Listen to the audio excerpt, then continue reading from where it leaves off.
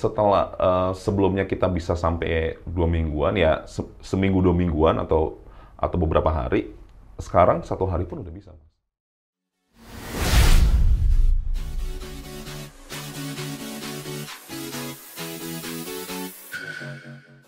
Mas Banyu, terima kasih sudah datang di Circle Insight. Ya, jadi kami mau jelasin Circle Insight ini. Jadi bicara-bicara kita dengan partner kita, dengan customer kita. Jadi insight dari circle terdekat kita untuk kita bagiin ke market supaya gimana caranya. Biasanya tentang transformasi digital, tentang digital identity, tentang produk kita, ataupun tentang produk dari circle-circle kita tersebut. Terima kasih sekali lagi, Mas. Sama-sama. Iya, Mas, kan Mas Banyu di Head of Business dari MNC Sekuritas. Mungkin mau dijelaskan, Mas, apa itu MNC Sekuritas, target marketnya siapa, apa sih yang ditawarkan oleh MNC Sekuritas ke market gitu? Oke, jadi sebenarnya basically MNC Sekuritas itu adalah perusahaan keuangan yang memang fungsinya adalah macam-macam, Mas. Jadi yang satu memperdagangkan efek yang dimaksud itu kalau Mas biasa dengar saham, reksadana, obligasi, dan lain-lainnya. Kemudian kita juga sebagai underwriter, kita juga sebagai manajer investasi, kita juga punya aset manajemen, di mana sebenarnya fungsinya mirip-mirip dengan institusi keuangan lainnya yang Mas Mamo misalnya udah selama ini kenal lah, kalau misalnya bank, asuransi, bedanya kita memang sekuritas dan skop kita di situ, di saham, reksadana, obligasi, dan lain-lainnya. Nah, MNC ini kebetulan memang merupakan salah satu bagian dari MNC Group yang tentunya Mas Mamo juga tahu ya, media banyak banget. Nggak ada yang nggak tahu kayaknya MNC Group, Mas ya. Jadi secara garis besar ada MNC Media, kita juga ada MNC Financial Service. Nah, MNC Sekuritas merupakan bagian dari Financial Service-nya, sehingga tentunya visi kita sama, yaitu bagaimana caranya untuk meningkatkan literasi dan inklusi di masyarakat keuangan di masyarakat Indonesia, tentunya lewat beberapa inisiatif yang kita kembangkan. Memang targetnya ya kurang lebih kalau kita lihat ya selama ini yang paling potensial kan di kalangan Gen Y dan Gen Z, yang paling potensial di 10-20 tahun ke depan. Jadinya memang kami inisiatifnya memang saat ini akan ke arah sana. Ya, karena udah bahas Gen Y sama Gen Z nih, Mas. Kita juga baca nih, tadi kita juga udah bahas sama Pak Yukas nih bahwa untuk demografi dari investor ini sebagian besar investor muda, 50% itu adalah investor muda di bawah 30 tahun bahkan. Nah, untuk mendukung itu kan yang muda tuh butuh yang cepat, digital gitu ya, semua harus digital. Nah, apa sih yang selama ini dilakukan oleh MNC Sekuritas untuk memberikan yang mereka butuhkan nih si investor-investor muda ini gitu? Iya, jadi ya kami cukup paham juga sih, kan Gen Y dan Gen Z, termasuk saya juga ya, termasuk saya juga, itu butuh sesuatu yang memang secara finansial atau secara ekonomi cukup menjanjikan di masa depan. Betul. Tapi di sisi lain kita juga memiliki beberapa karakteristik di mana kita pengen semua serba mudah, secepat mungkin, semudah mungkin, ya di mana salah satu solusinya adalah melalui teknologi. Oleh karena itu kami selama ini juga mengembangkan beberapa inisiatif teknologi. Kita sudah mengembangkan online trading system kita yang namanya Motion Trade. Kita sudah menyelenggarakan beberapa event lewat webinar, terutama sejak COVID kemarin kan semuanya serba go digital. Dan alhamdulillah kita juga cukup baik mengadaptasinya. Dan tentunya ya salah satu upaya untuk meningkatkan inklusi tadi yang saya bilang itu adalah melalui pembukaan rekening secara online. Nah, oke, Mas, kan tadi udah dibahas untuk orang sebelum menikmati fitur-fitur tersebut, orang harus melakukan registrasi ya. Nah, registrasinya itu harus online, onboarding. Nah, kami bersama Flash Mobile dalam hal ini kan sudah menyediakan layanan verifikasi identitas untuk MNC Sekuritas. Nah, pengalamannya gimana sih, Mas? Gimana kita bisa membantu transformasi digital dari MNC Sekuritas ini sendiri gitu? Wah, kalau Mas tanya membantu banget ya. Iya. Karena kalau kita flashback ke beberapa tahun sebelumnya itu, kalau kita bicara secara industri pasar modal itu memang kalau kita bandingkan sama industri yang lebih mature kayak banking itu cukup berbeda lah. Kita mengalami beberapa milestones, dari awalnya saham yang awalnya lembar jadi scriptless, kemudian yang kita harus datang ke bursa sekarang kita bisa langsung via online semua. Akhirnya seiring berkembangnya zaman, masyarakat yang menjadi investor itu mulai banyak, yang tertarik menjadi investor itu mulai banyak. Dimana selama ini kita registrasinya itu ya kita kirim berkas bolak-balik, takes time. Belum lagi kalau nggak sesuai, waduh stres banget. Wah itu saya nggak cukup ngalamin lah sebagai user juga. Dan itu lumayan frustrating sih untuk memulai investasi. Karena kalau kita ngomong invest, kita udah ketinggalan berapa waktu, aduh itu udah beda banget gitu. Beda lah kalau misalnya kalian nabung ya udah kita bisa nabung. Tapi kalau invest, wah kita mau menjadi investor nih, terus ternyata butuh waktu kurang lebih 2 minggu untuk buka akun aja itu udah ketinggalan momen banget. Dan akhirnya kurang lebih sekitar 5 tahunan lah ya, 5 tahunan dari 2017-an itu udah mulai tren di mana yaudah kita coba sekuritas, mau itu manajer investasi dan lain-lain itu coba deh kita facilitate masyarakat Indonesia ini yang jumlahnya gede banget, itu gimana caranya biar kita bisa melahirkan investor-investor yang jauh lebih banyak dibanding sebelumnya. Dan itu nggak mungkin lah kita pakai cara konvensional. Mungkin, tapi itu akan butuh waktu yang lama banget. Makanya, thanks to teknologi dan beberapa provider termasuk Vida juga, dan Fast Mobile, itu sangat membantu banget. Jadi yang selama ini, tadi yang saya ngalamin frustrating, sekarang pas mulai 2017-an itu, saya mau buka rekening investasi itu cepat banget. Udah tinggal selfie, tinggal verifikasi, isi formnya juga semuanya udah ada di situ, nggak perlu kirim berkas-berkas yang lain. Terus saya dapat notifikasi rekening udah jadi, itu sangat melegakan banget sih. Jadi itu udah meningkatkan efisiensi dalam segala hal ya Mas ya, dari waktu, dari biaya juga, karena kan ada.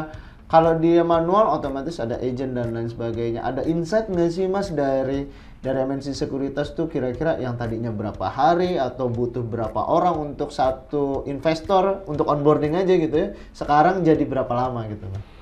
Wah dulu itu ya, sebelum itu yang saya bilang bahkan bisa 2 mingguan kalau tektok-tektokannya nggak lancar kan. Karena kan kalau kita mau buka rekening kan butuh verifikasi beberapa pihak kan. Dan emang nggak salah juga sih buat demi keamanan juga. Cuma ya kalau kita bisa persingkat itu semua dengan teknologi ya kenapa enggak kan? Jadi waktu itu setelah sebelumnya kita bisa sampai 2 mingguan ya seminggu 2 mingguan atau beberapa hari, sekarang 1 hari pun udah bisa Mas. Wow. Dalam 1 hari yang sama tuh udah bisa. Dan itu saya udah membuktikan berkali-kali.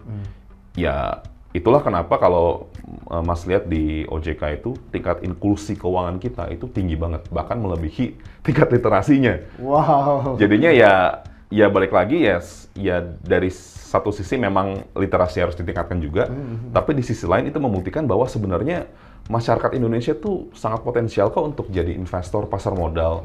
Mereka kalau kita fasilitas dengan teknologi yang tepat, mereka akan tumbuh dengan sendirinya dalam sisi dari jumlah nominal maupun dari jumlah investor-investor barunya. Betul. Ya jangan sampai kita mengedukasi untuk berinvestasi gitu ya, tetapi tidak didukung dengan fasilitas-fasilitas yang mendukung gitu ya. Karena ini zamannya udah serba digital gitu ya. Untuk pendaftaran aja masih lama dan lain sebagainya gitu ya. Jadi itu meningkatkan efisiensi banget ya Mas ya, jelas ya. Jelas banget. Nah, karena kan sekuritas itu dunia yang sangat terregulasi Mas ya, highly regulated lah ya. Nah, ada nggak sih pada saat pertimbangan menggunakan Vida gitu ya, wah ini karena kan harus melakukan eKYC ya, proses mengetahui pelanggan ini siapa. Nah salah satunya kan Vida mendukung dengan verifikasi identitasnya ya, untuk mengenali si pelanggannya atau calon investornya. Ada nggak sih pertimbangan regulasi dalam menentukan akhirnya pakai Vida aja gitu? Wah itu pasti ada banget ya Mas. Ya balik lagi ya sebenarnya bukan sekuritas aja, tapi kalau kita udah ngomong industri keuangan itu industri yang highly regulated di negara manapun. Dan itu ya wajar dan semuanya harus dilakukan. Makanya waktu itu salah satu pertimbangan kami untuk gimana caranya kita mau ningkatin inklusi ini, mau ningkatin jumlah investor baru ini, tapi tetap comply dengan aturan peraturan yang ada. Tentunya kita juga pilih-pilih nih. Ada yang oh ya udah kita hajar bleh lah istilahnya. Yang penting kita dapat ini baru dulu, nasabah baru dulu atau investor baru dulu. Ada yang oke, tenang aja, kita akan comply banget. Cuma itu jadi lama-lama juga. Betul. Nah akhirnya sering berjalan waktu ya Vida berhasil membuktikan itu. Kalau nggak salah kan Vida juga memegang banyak izin ya dari kalau keuangan kan pasti dari OJK kemudian betul. Terkait teknologi pasti dari Kominfo dan lain-lain sebagainya. Jadi ya why not? Kita kemarin juga kebetulan baru aja mendapatkan sertifikasi ISO 27001 dan tentunya kalau tidak ada teknologi seperti Vida ini ya nggak akan bisa. Orang kan seringkali ingin ngebangun teknologinya sendiri end to end. Verifikasinya juga, tadi robot tradingnya juga misalnya, sampai semuanya gitu.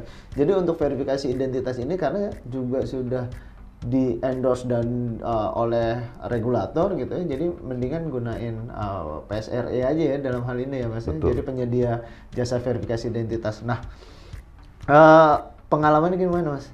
Kerjasama sama Flash Mobile sama Vida nih dalam menyediakan verifikasi ini? Ya, so far bagus ya. Maksudnya ya kita sudah mempelajari beberapa alternatif yang ada. Kita juga sudah pengalaman dengan alternatif yang ada.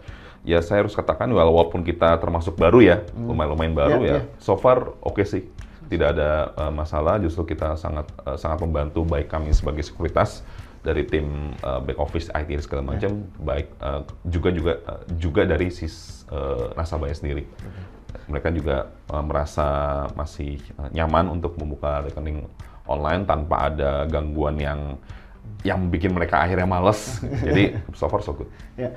Nah, ada harapan nggak nih Mas dari kami ke Vida dan Flash Mobile gitu ya dalam membantu transformasi digital atau meningkatkan produk-produk di MNC Sekuritas sendiri? Karena kan kami sendiri adalah fokus di identity verification, digital signature, autentikasi, sedangkan Flash Mobile adalah partner kami yang menjadi integrator teknologi nih di semua grup MNC, yang khususnya di MNC Sekuritas. Ada nggak sih harapan-harapan yang bisa kami wujudkan gitu ya kira-kira?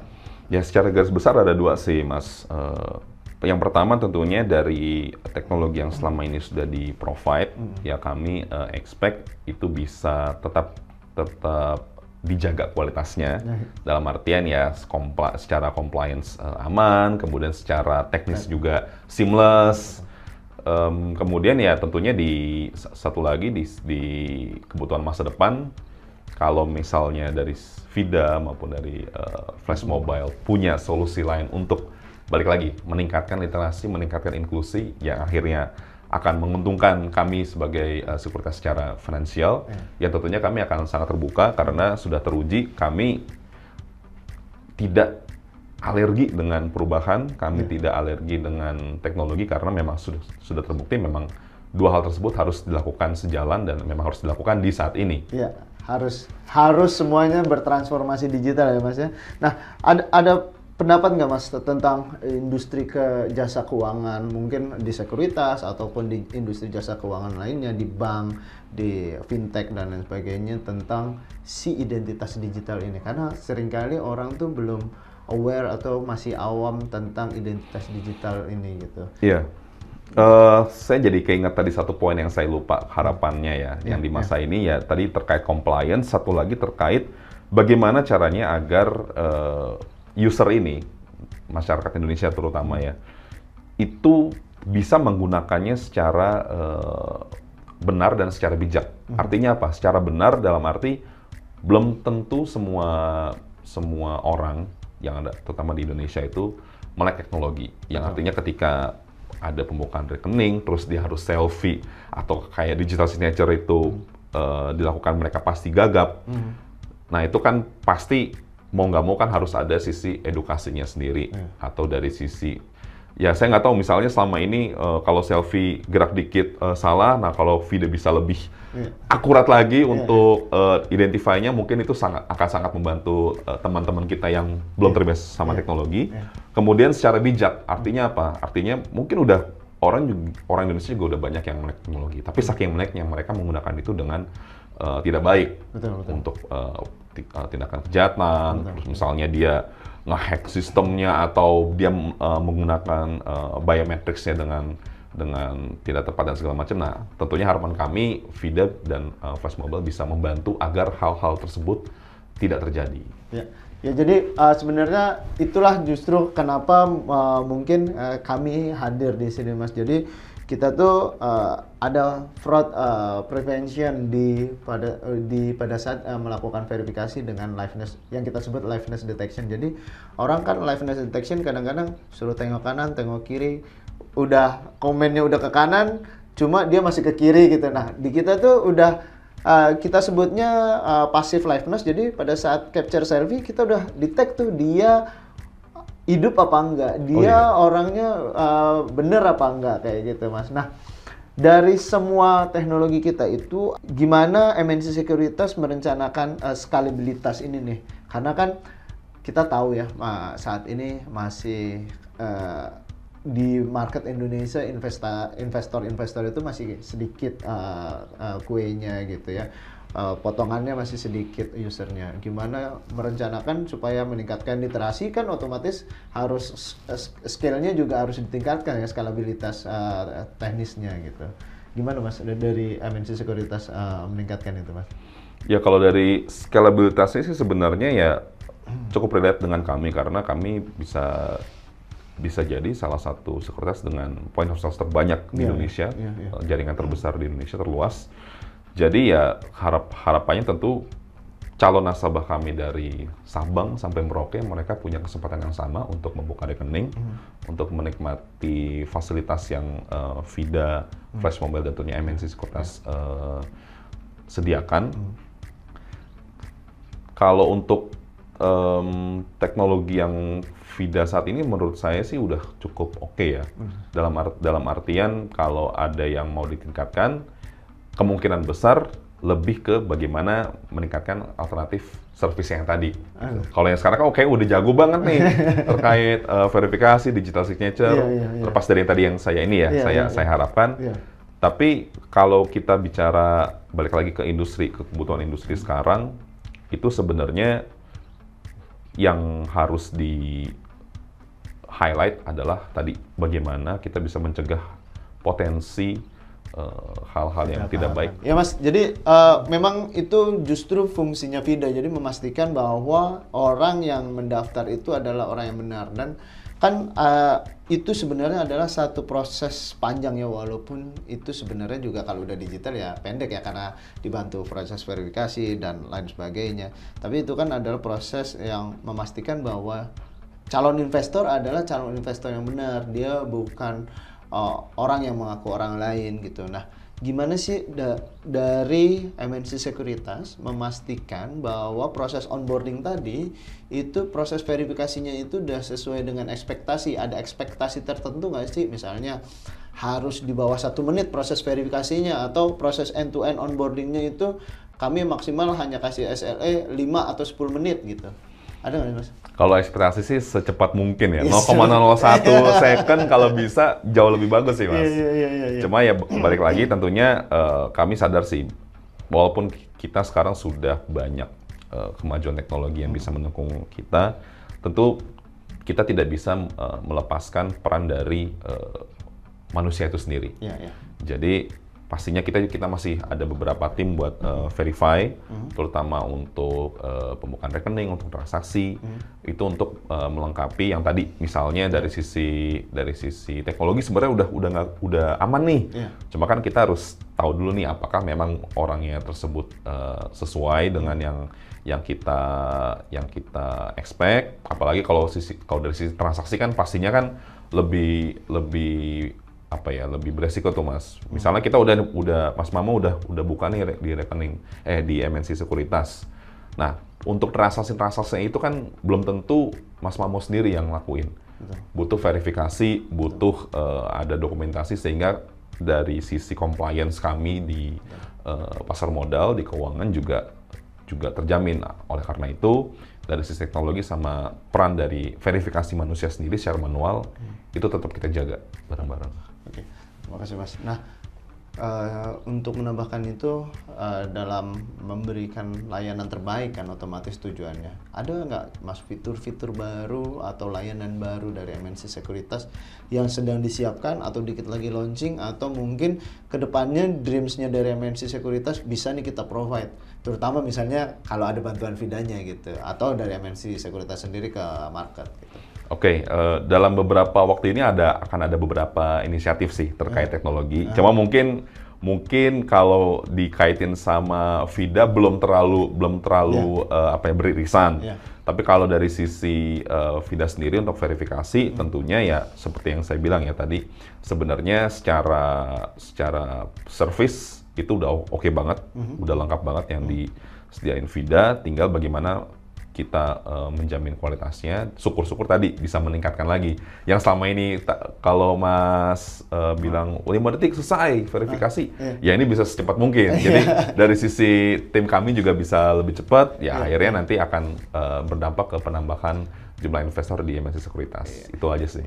Jadi untuk proses verifikasinya, yang kami sebenarnya verifikasinya kan, proses verifikasi itu sendiri begitu datanya dikirim terus kita pastikan bahwa dia benar, itu nggak sampai 2 detik juga Mas sebenarnya. Bahkan kan? 2 detik ya? Iya, 2 detik bahkan. Nah, untuk ini Mas, setelah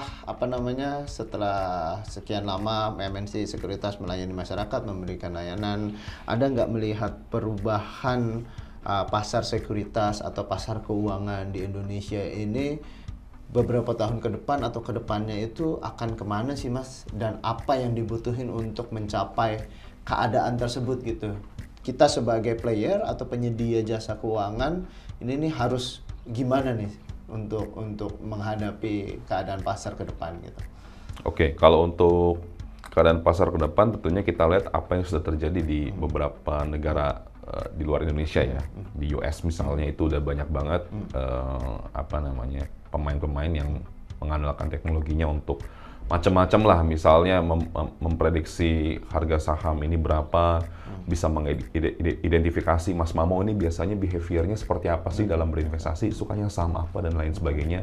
Yaitu tentunya kalau itu bisa diterapkan di Indonesia akan jauh lebih bagus lagi, akan jauh lebih bermanfaat. Namun balik lagi di sisi compliance, tentunya kita juga harus tetap jaga sesuai dengan peraturan yang ada, sehingga jangan sampai kemajuan teknologi tadi itu bisa mengalahkan dalam tanda kutip peraturan-peraturan yang sudah dibuat memang se-strict itu. Karena balik lagi ketika kita bicara industri keuangan, itu banyak risiko yang selama ini belum banyak divokalkan dari sisi pelakunya. Kan biasanya yang divokalkan, ayo invest biar cuan, tapi kan ada risikonya juga. Dan risikonya itu yang kita sebagai sekuritas tentunya harus jaga.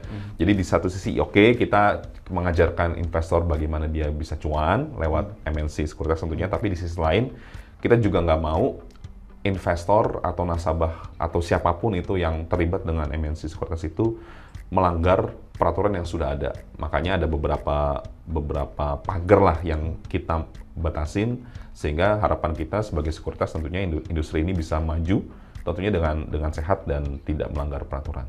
Terima kasih Mas Banyu. Sama-sama. Sore. Ya.